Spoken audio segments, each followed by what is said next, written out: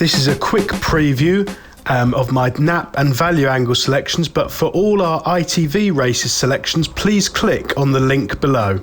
Hi betting experts, on Saturday the 27th of February we've got 7 cracking ITV races.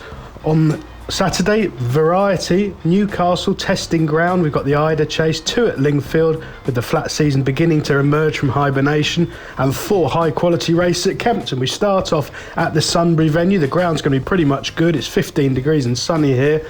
It's absolutely incredible, the transformation. The ground is going to change dramatically, and I think that's something to bear in mind with Cheltenham coming up, that all the form we've seen for the last 6 months has been in swamps, and it's now going to be good.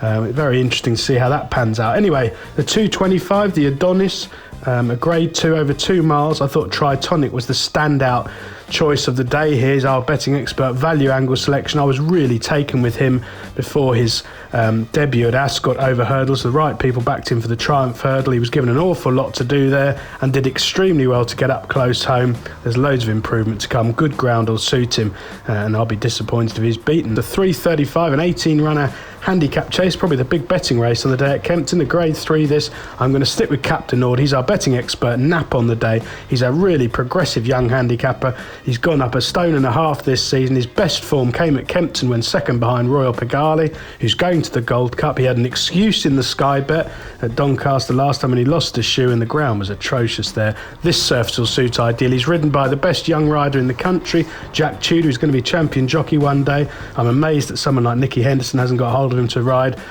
He's really useful. He'll be patient on Captain Ord. There's loads of pace on, and he should go really close with luck in running. Best of luck on Saturday, betting experts.